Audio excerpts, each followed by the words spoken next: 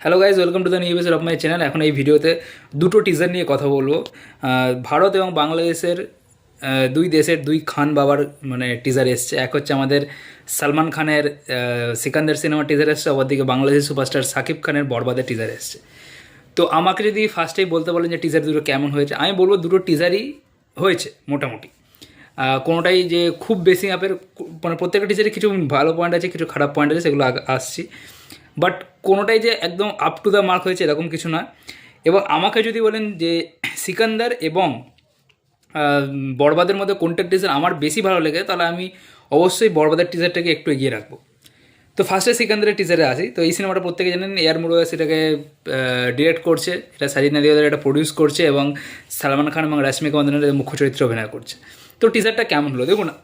এটা এই সিনেমাটার যখন এটা এর আগে একটা সালমান খানের একটা গ্লিমস এসছিল, তো গ্লিমসটার যে সিনগুলো ছিল ওগুলো আমরা জানতাম যে সিনেমার মধ্যে থাকে না, এগুলো আলাদা করে শর্ট তৈরি করা আছে। বাট এই যে মানে গ্লিমসটা যেটা এসছিল ওটা দেখে কিন্তু আমাদের এক্সপেকটেশন অনেক বেশি ছিল, যেটা একটা কিছু ইন্টারন্যাশনাল লেভেলের কিছু একটা জিনিস হবে, মানে যেরকম হয় বড় বড় বম্পের কিছু একটা হবে। কিন্তু এইখানে আমার যেটা দেখে মনে হলো সেই এক সেম আপনার ওই পলিটিক্যাল কিছু ব্যাকগ্রাউন্ড দেখানো হবে, যেরকমটা সাউথের যে কোনো সিনেমার টেমপ্লেট হয়, এখানে ওইরকম একটা পলিটিক্যাল ব্যাকগ্রাউন্ড একটা সিনেমাটা তৈরি হবে, যেখানে প্রবাবলি আমাদের কাটাপ্পা মেন ভিলেন, সত্যরাজ উনি মেন ভিলেন, এবং তার সাথে সালমান খানের পুরো সিনেমাটা জুড়ে টাসেল, যেরকমটা আমরা তার জয় হো বা কিসি কা ভাই কিসি কা জান এসব দেখেছি সেরকমই। সিনেমার এই টিজারটার মধ্যে এগুলো পজিটিভ আমার লেগেছে। দুটো জিনিস আমার পজিটিভ লেগেছে, এক হচ্ছে ফাইটের সিকোয়েন্সগুলো আমার পজিটিভ লেগেছে, সেখানে ডায়লগগুলো বেশ ভালো লেগেছে। স্পেশালি ওই যে একটা ডায়লগ ছিল যে কায়দে মে রहोगे তো ফায়দে মে रहोगे लेकिन वरना शमशान या कब्रिस्तान में रहोगे। আর একটা যে শেষে ডায়লগ যে পপুলারিটি ইতনি है कि आईपीएस के एग्जाम में बैठो तो पुलिस बन जाओगे, ওই যে ডায়লগটা, এই ডায়লগ দুটো কিন্তু বেশ ভালো লাগছে, ইম্প্যাক্টফুল লাগছে। আর বিজিএমটা ভালো লাগছে। বিজিএমটা মানে দেখুন এখন যে বিজিএমটা যে অসাধারণ হয়েছে এরকম বলবো না, বাট এখন কিন্তু এরকম বিজিএম খুব চলে। অনিরুদ্ধের পর থেকে এরকম বিজিএম খুব ভালো পপুলার হয়েছে, অনিরুদ্ধ আসার পর থেকে, যে একটা পুরো একদম মাসি একটা ঝটকা ধামাকাদার একটা বিজিএম দেবে, সবসময় কানে বাজবে, এই জিনিসটা শুনতে কিন্তু ভালো লাগবে। অ্যাকশন সিনসগুলো আমি বলবো না কোথাও এক্সট্রাঅর্ডিনারি হয়েছে, কারণ এখন আমরা সাউথ বা বলিউডেই যেরকম অ্যাকশন সিকোয়েন্স দেখি তো সেই অনুসারে খুব একটা এক্সট্রা কিছু হয়নি। আর টিজারের যে টেমপ্লেটটা সেটা দেখে আমার কিন্তু মনে পড়ছিল কি শেখা ভাই কিসিকা জানের কথা। ওখানেও দেখবে এরকম করে টিজার শুরু হচ্ছে অ্যাকশন দিয়ে, মাঝখানে কিছু রোম্যান্টিক সিন দেখাচ্ছে, দিয়ে আবার অ্যাকশন হচ্ছে, এই টাইপেরই হচ্ছে পুরোটা। বাট আমার এক্সপেকটেশন অনেকটা বেশি ছিল, ঠিক আছে, কারণ এই সিনেমাটা যেরকম ভাবছিলাম বড় খুব মানে একটা, আমি কী বলছি বুঝতে পারছি না আপনার স্যার, ইন্টারন্যাশনাল লেভেলের কিছু একটা হবে, যেরকমটা আমরা জওয়ানের ক্ষেত্রে দেখেছিলাম, ঠিক আছে। বাট সেটা এখানে হয়নি, যেহেতু এআর মুরুগান সাউথের তো সাউথে কিন্তু এই জিনিসগুলো এখনও খুব চলে, যে ইয়ের সাথে ফাইট হবে, মানে পলিটিক্যাল লিডারের সঙ্গে। রিসেন্টলি দেখবেন ওই যে সিনেমাটা এলো যে RC-15 যেটা এলো, গেম চেঞ্জার, ওই একই টাইপের জিনিস কিন্তু সব। তো এটাও কিন্তু সেরকমই, আমার এক্সপেকটেশন অনেকটা বেশি ছিল। এবার দেখা যাক যে আরও তো প্রমোশনাল ইভেন্ট আসবে, লাইক প্রমোশনাল প্রোডাক্ট আসবে, লাইক টিজার ট্রেলার আসবে, গান আসবে, তো সেগুলো কতটা হাই বিল্ড করতে পারে দেখা যাক। বাট সালমান খানের একটা ফ্যান বেস আছে, তারা ঈদে যখন সিনেমাটা আসবে তারা কিন্তু অবশ্যই দেখতে যাবে সিনেমাটা, সেটা নিয়ে আলাদা করে কিন্তু বলার দরকার নেই। আর একটা কথা অবশ্যই বলবো যে আমি কেউ নয়, আমি একজন অডিয়েন্স, আমার খারাপ লেগেছে বলে টিজারটা খারাপ এটা ভাবার কোনো প্রয়োজন নেই। আপনাদের কেমন লাগে সেটা আপনারা অবশ্যই কমেন্ট করে কিন্তু আমাকে জানান। আমার এটা একটা অ্যাভারেজ ওকে টিজার লেগেছে, ঠিক আছে। এরপরে সেকেন্ড যে টিজারটা নিয়ে কথা বলে সেটা হচ্ছে শাকিব খানের বরবাদ সিনেমাটা নিয়ে। এই টিজারের মধ্যে ভালো দিক যেটা আমার লেগেছে সেটা হচ্ছে এই টিজারের স্কেল।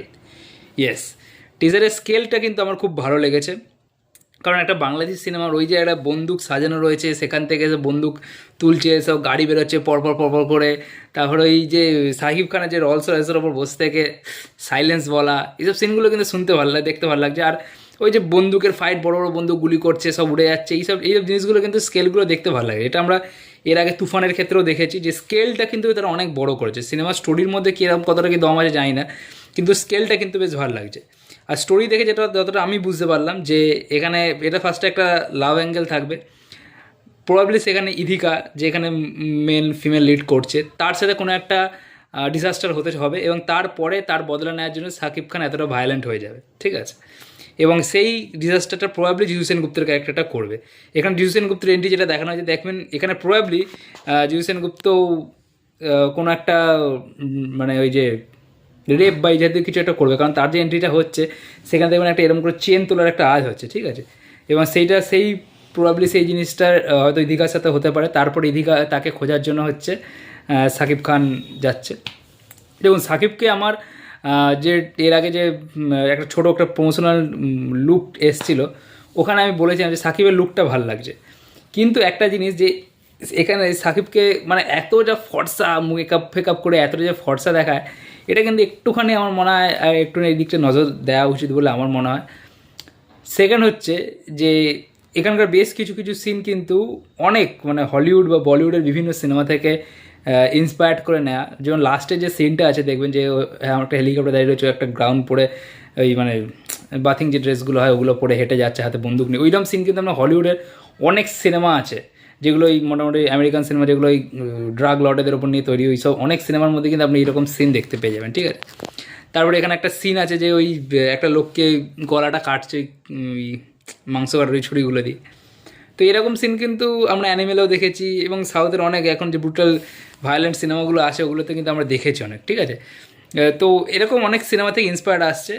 তো আমি বলবো না যে কখনো যেগুলো এক্সট্রাঅর্ডিনারি কিছু হয়েছে, বাট এই যে স্কেলটা যে হয়েছে সেই স্কেলটা কিন্তু বেশ ভালো লাগছে, ঠিক আছে। জিহু সেনগুপ্তের এন্ট্রির জায়গাটায় আরও একটু ভালো মিউজিক দিতে পারতো বলে আমার মনে হয়। কারণ যেমন দেখবেন তুফানের তো বা ডায়লগ দিতে পারতো, যেমন দেখবেন তুফানের সময় যে চঞ্চল চৌধুরী লাস্টে একটা এন্ট্রিটা ছিল যে খুব ভয় পাইছি রে, ওইটা একটা বেশ একটা ব্যাপার ছিল সেই ডায়লগটার মধ্যে, ঠিক আছে। এখানে আমি ওইটা মিসিং করলাম। বাট জিহু সেনগুপ্ত অবশ্যই একদম ভালো একটা যিশু আর সাকিবের ফেস অফটা দেখতে এখানে কিন্তু বেশ ভালো লাগবে।